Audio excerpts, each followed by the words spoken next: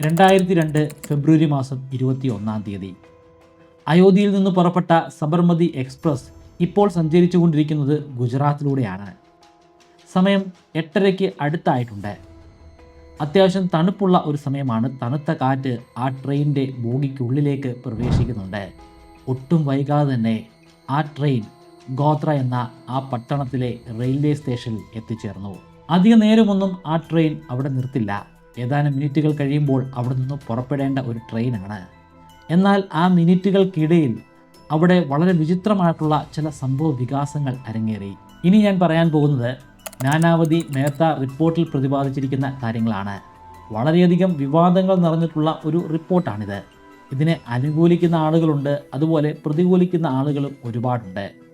അനുകൂലിക്കുന്ന ഘടകങ്ങളും അതുപോലെ പ്രതികൂലിക്കുന്ന ഘടകങ്ങളും നമുക്ക് വിശദമായി ഒന്ന് പരിശോധിക്കാം.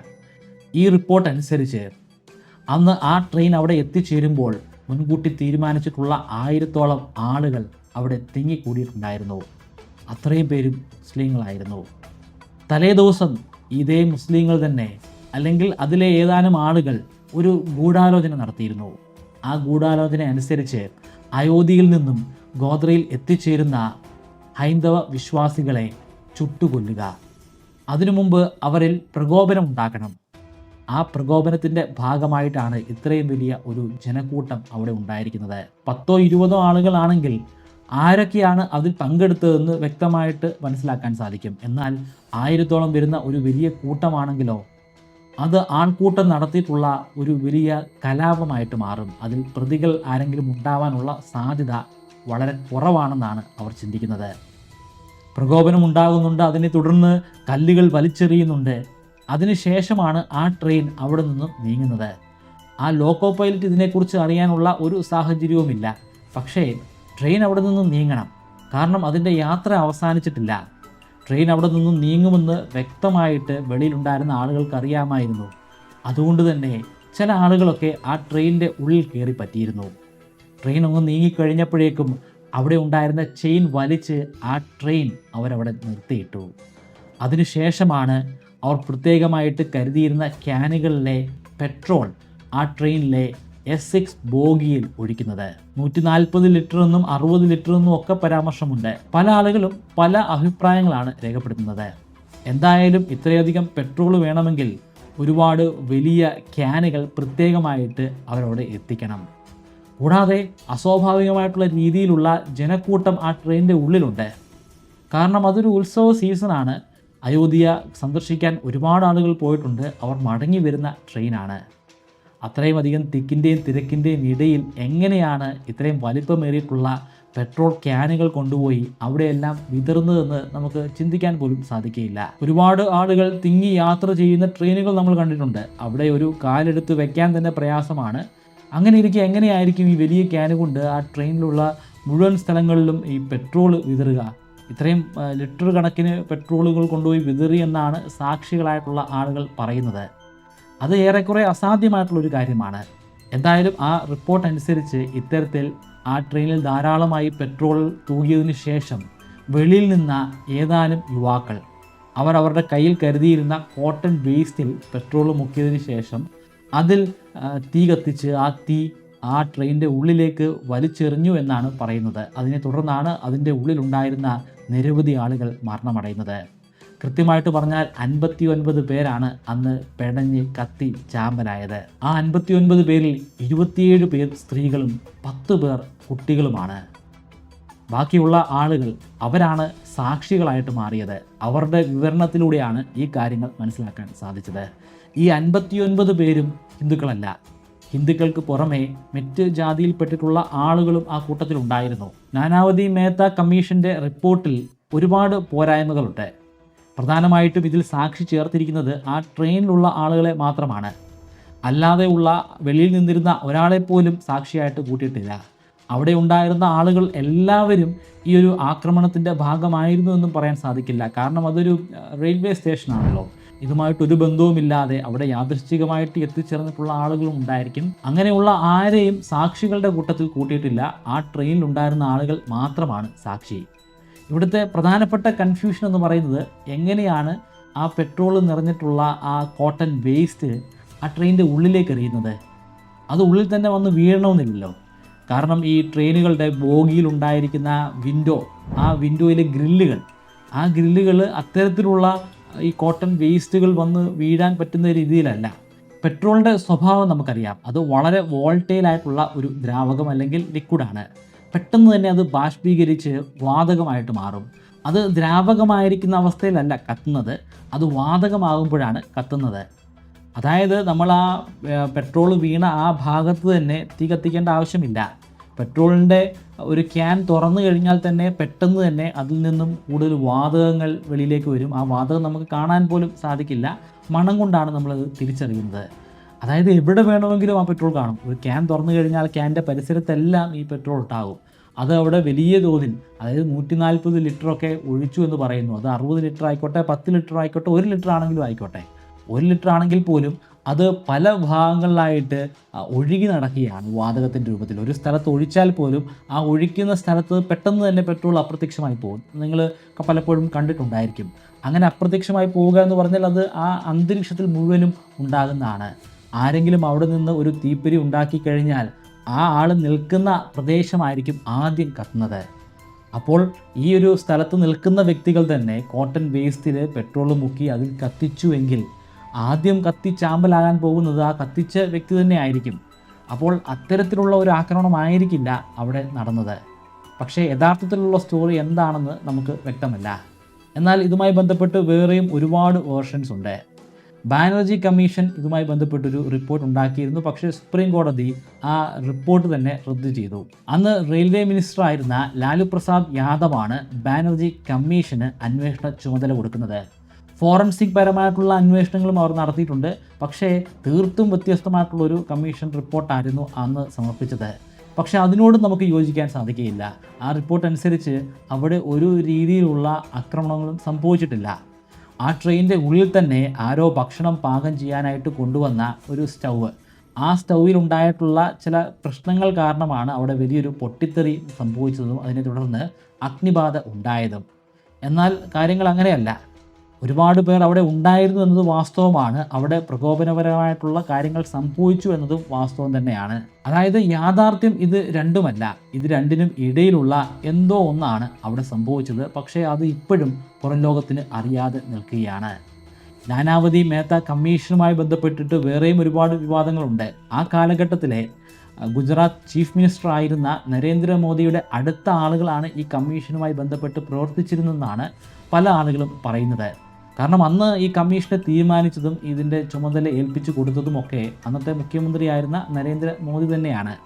നരേന്ദ്രമോദിക്കാണ് അതിൻ്റെ അന്വേഷണ ചുമതലയുള്ളത്, അല്ലെങ്കിൽ അദ്ദേഹം തീരുമാനിക്കുന്ന കമ്മീഷനാണ് അന്വേഷണം നടത്തേണ്ടതെന്ന് പറഞ്ഞിട്ടാണ് പിന്നീട് സുപ്രീം കോടതി ബാനർജി കമ്മീഷൻ്റെ റിപ്പോർട്ട് റദ്ദ് ചെയ്യുന്നത്. വേറൊരു കൺഫ്യൂഷൻ എന്ന് പറയുന്നത് നാനാവതി മേത്ത കമ്മീഷനിൽ പറയുന്ന 1000 ആളുകളുടെ എണ്ണമാണ്. ഒരു ബോഗിയുടെ ചുറ്റിനുമായിട്ട് 1000 ആളുകൾ കൂടി നിൽക്കേണ്ട ആവശ്യമെന്താണ്? 1000 ആളുകളെ അവിടെ കൊണ്ടുവരേണ്ടത് എങ്ങനെയാണ്? ഒരു ഗൂഢാലോചന നടത്തിയെന്ന് പറഞ്ഞു. ആ ഗൂഢാലോചനയിൽ എന്തായാലും 1000 ആളുകൾ പങ്കെടുത്തിട്ടില്ല. കമ്മീഷൻ റിപ്പോർട്ടിലും അങ്ങനെ പറയുന്നില്ല. കുറച്ചാളുകൾ മാത്രമേ ഉള്ളൂ. ആ കുറച്ചാളുകൾ ഇരുട്ടി വെളുക്കുമ്പോഴേക്കും 1000 ആളുകളെ ഇത്തരത്തിൽ ഒരു ബോഗി കത്തിക്കാൻ വേണ്ടി കൊണ്ടുവരുന്നു എന്ന് പറയുന്നത് നമുക്കൊട്ടും യോജിക്കാൻ പറ്റുന്ന ഒരു കാര്യമല്ല. മറ്റൊരു തിയറി അനുസരിച്ച് യഥാർത്ഥത്തിൽ അവിടെ ജോലി ചെയ്യുന്ന, അതായത് അവിടെ വെൻഡേഴ്സായിട്ട് ഭക്ഷണവും മറ്റും പാകം ചെയ്ത് വിറ്റിരുന്ന ഒരുപാട് ആളുകളുണ്ട്. അതിൽ ബഹുഭൂരിപക്ഷവും മുസ്ലിംസാണ്. അവരുടെ പക്കൽ ഭക്ഷണം പാകം ചെയ്യാനായിട്ട് ഉപയോഗിക്കുന്ന സ്റ്റൗവും അതുമായി ബന്ധപ്പെട്ടിട്ടുള്ള ഇന്ധനവുമുണ്ട്. വലിയ രീതിയിലുള്ളൊരു പ്രകോപനം ഉണ്ടായപ്പോൾ ആ കൂട്ടത്തിൽപ്പെട്ട 1-2 ആളുകളായിരിക്കണം അവിടെ ഉണ്ടായിരുന്ന ആ സ്റ്റൗ ഉപയോഗിച്ച്, അതിലെ ആ ഇന്ധനം ഉപയോഗിച്ച് ബോഗി കത്തിച്ചത്. അല്ലെങ്കിൽ അത്തരത്തിലുണ്ടായ പ്രകോപനപരമായിട്ടുള്ള ആക്രമണത്തിനിടയിൽ സംഭവിച്ചിട്ടുള്ള ഒരു കൈപ്പിഴവായിരിക്കാം ആ ട്രെയിൻ അഗ്നിക്ക് ഇരയായത്. 1000-ഓളം വരുന്ന ആളുകൾ, അവർ എല്ലാവരും തന്നെ ആ ട്രെയിൻ കത്തിക്കണമെന്നുള്ള ആഗ്രഹത്തോടു കൂടി വന്നവരാണോ? ഒരു ട്രെയിൻ കത്തിക്കുക, അതിലുള്ള ആളുകളെ ജീവനോടെ കത്തിച്ച് ഇല്ലാതെ ആക്കുക എന്നൊക്കെ പറയുന്നത് എല്ലാവരെ കൊണ്ടും ചെയ്യാൻ പറ്റുന്ന, അല്ലെങ്കിൽ ചിന്തിക്കാൻ പോലും പറ്റുന്ന കാര്യമല്ല.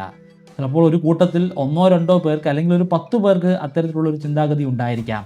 എന്നാൽ 1000-ഓളം ആളുകൾ ഇത് പ്ലാൻ ചെയ്ത് വന്ന് അത് കത്തിച്ച് ചാമ്പലാക്കുക എന്ന് പറയുന്നത് അത്ര വിശ്വാസയോഗ്യമായിട്ടുള്ള ഒരു കാര്യമൊന്നുമല്ല. അതിനെ തുടർന്ന് വലിയ രീതിയിലുള്ള കലാപമാണ് ഗുജറാത്തിൽ അരങ്ങേറിയത്. അത് നമുക്ക് സ്വാഭാവികമായിട്ടും പ്രതീക്ഷിക്കാവുന്ന ഒരു ആക്രമണം തന്നെയാണ്. നമ്മുടെ കേരളത്തിൽ അത്തരത്തിലുള്ള ഒരു ആക്രമണം ഉണ്ടായി എന്ന് വരില്ല. പക്ഷേ കേരളം പോലെയല്ല മറ്റുള്ള സംസ്ഥാനങ്ങൾ. അവിടെ ഒരു പ്രകോപനം ഉണ്ടായിക്കഴിഞ്ഞാൽ തിരിച്ച് അതിൻ്റെ രണ്ടിരട്ടി അല്ലെങ്കിൽ അതിനേക്കാൾ ഭീകരമായിട്ടുള്ള ഒരു പ്രതികാര നടപടി ഉണ്ടാകുന്നതാണ്. അത് മതത്തിൻ്റെ പേരിലുള്ളതാണെങ്കിൽ കുറേ കൂടി ശക്തമായിട്ടുള്ള ഒരു നടപടിയായിരിക്കും. അപ്പോൾ ആ നടപടി അത് സ്വാഭാവികമായിട്ടും അവിടെ ഉണ്ടാകുമെന്ന് വ്യക്തമാണ്. അവിടെ ഭരിച്ചുകൊണ്ടിരിക്കുന്ന മുഖ്യമന്ത്രിക്കും ആഭ്യന്തരമന്ത്രിക്കും അവിടുത്തെ പോലീസ് ഡിപ്പാർട്ട്മെൻറ്റിനും വരെ ഉറപ്പുള്ള കാര്യമാണ്. അതായത് നിർബന്ധമായിട്ടും അവിടെ കർഫ്യൂ പ്രഖ്യാപിക്കണം. ആക്രമണം ഉണ്ടാകുന്നതിന് മുൻപ് തന്നെ അവർക്ക് വ്യക്തമായിട്ട് അറിയാം ആക്രമണം ഉണ്ടാകുമെന്ന്. BBC-യുടെ ഒരു റിപ്പോർട്ടർ നേരിട്ട് കണ്ട് റിപ്പോർട്ട് ചെയ്തിട്ടുള്ള ഒരു കാര്യമുണ്ട്. അദ്ദേഹം കണ്ടുകൊണ്ടിരിക്കുന്നത് ഹിന്ദുക്കളും മുസ്ലിംസും പരസ്പരം ആക്രമിക്കുന്നതാണ്. അവിടെ എണ്ണത്തിൽ കൂടുതൽ ഹിന്ദുക്കളാണ്, അതുകൊണ്ട് തന്നെ അവിടെ മരിച്ചു വീഴുന്നത് മുസ്ലിംസാണ്. ഇത് കണ്ടുകൊണ്ട് ഒന്നും ചെയ്യാതെ നിസ്സഹായരായിട്ട് നോക്കി നിൽക്കുന്ന പോലീസുകാരെയാണ് ഈ റിപ്പോർട്ടർ കാണുന്നത്. പോലീസുകാരോട് ഈ കാര്യങ്ങൾ വിശദീകരിച്ചപ്പോൾ ഞങ്ങൾക്ക് കിട്ടിയിരിക്കുന്ന ഓർഡർ ഇങ്ങനെയാണെന്നാണ് ആ പോലീസുകാരൻ റിപ്പോർട്ടറിനോട് പറഞ്ഞത്. അതങ്ങനെ തന്നെ നമുക്ക് വിശ്വസിക്കാനും സാധിക്കുകയില്ല. ഒരു പക്ഷേ അത്തരത്തിലൊരാൾ ചോദിച്ചപ്പോൾ ഉചിതമായിട്ടുള്ളൊരു മറുപടി എന്ന രീതിയിൽ പറഞ്ഞതായിരിക്കാം. അങ്ങനെയുള്ളൊരു ഓർഡറും ഒരു പക്ഷേ ആ പോലീസ് ഉദ്യോഗസ്ഥന് കിട്ടിയിട്ടുണ്ടായിരിക്കുകയില്ല. ഭയം കൊണ്ട് അയാൾ മാറി നിൽക്കുന്നതായിരിക്കാം. അല്ലെങ്കിൽ ഉള്ളുകൊണ്ട് അയാൾ ഇത് ആഗ്രഹിക്കുന്നുണ്ടായിരിക്കും. അയാളത് കണ്ടുകൊണ്ടിരിക്കുകയായിരിക്കും. ആ മനോഗതിയുള്ള, ആ റൈറ്റ് ചെയ്യുന്ന അതേ വ്യക്തികളുടെ മനോഗതിയുള്ള ഒരു പോലീസുകാരൻ കൂടി ആയിരിക്കാം അവിടെ നിന്ന പോലീസുകാരൻ.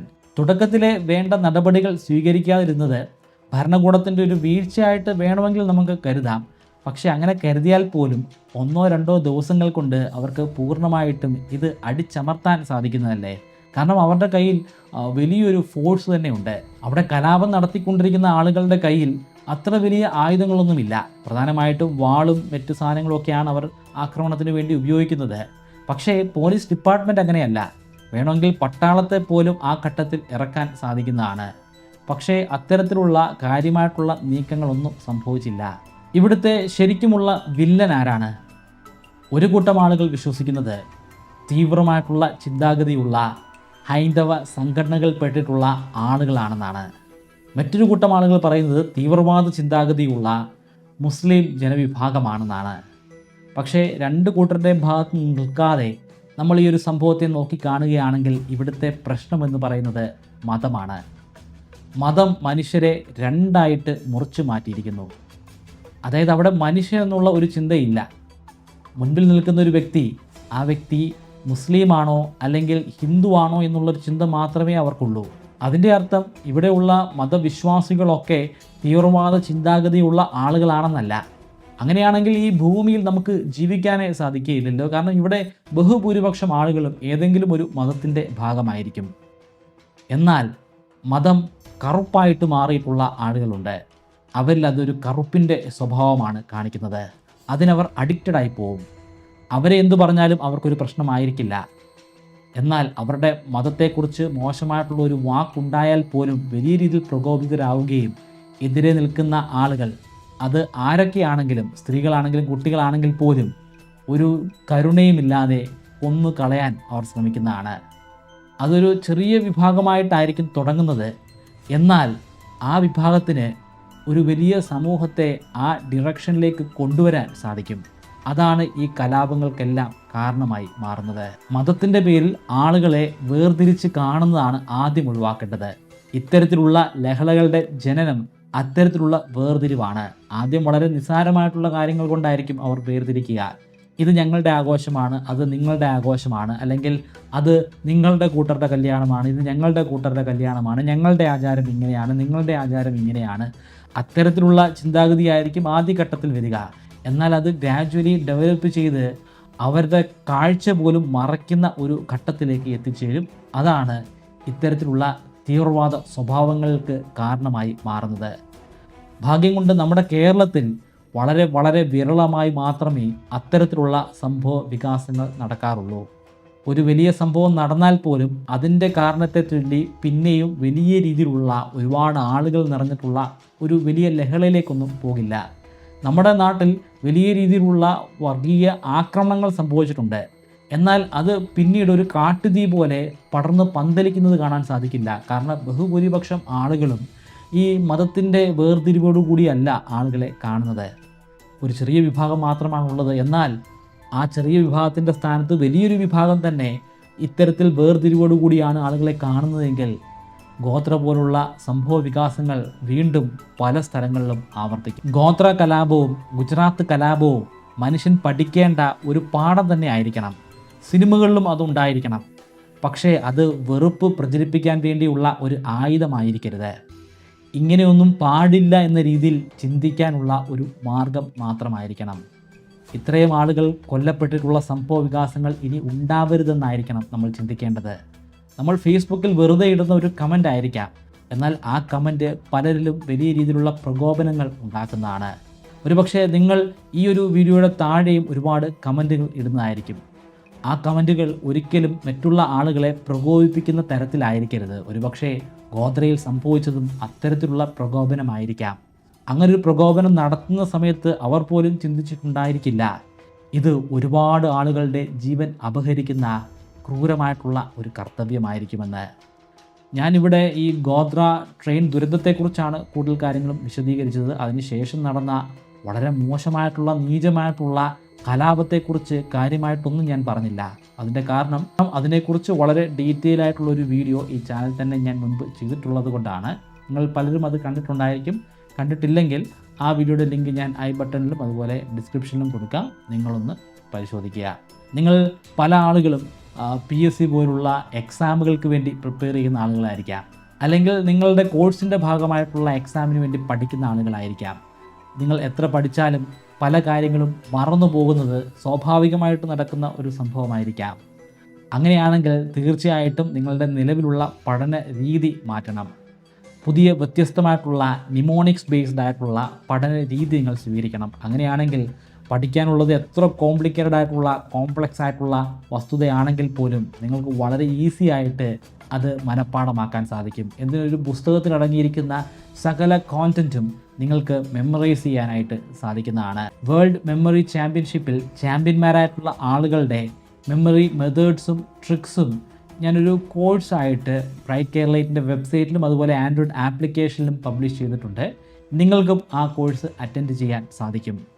3000 രൂപയാണ് കോഴ്സിൻ്റെ ഫീ. എന്നാൽ ഇപ്പോൾ രജിസ്റ്റർ ചെയ്യുകയാണെങ്കിൽ നിങ്ങൾക്ക് 20% ഡിസ്കൗണ്ട് ലഭിക്കുന്നതാണ്.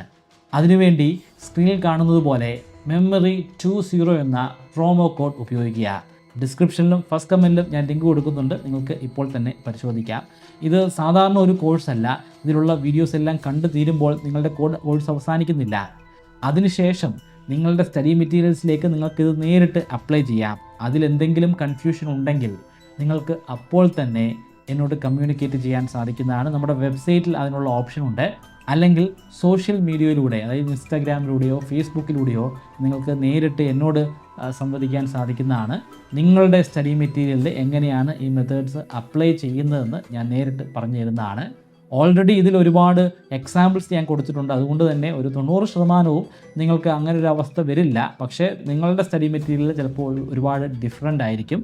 അതുകൊണ്ട് തന്നെ നിങ്ങൾക്ക് ആ ഘട്ടത്തിൽ എന്നോട് നേരിട്ട് കമ്മ്യൂണിക്കേറ്റ് ചെയ്യാനുള്ള ഒരു അവസരവുമുണ്ട്.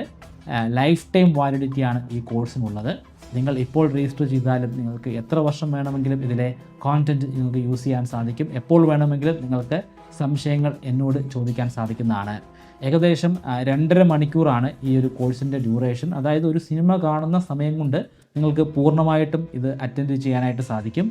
അതിനുശേഷം നിങ്ങൾക്ക് നിങ്ങളുടെ സ്റ്റഡി മെറ്റീരിയലിലേക്ക് ഇത് അപ്ലൈ ചെയ്യാവുന്നതാണ്. Okay, thank you.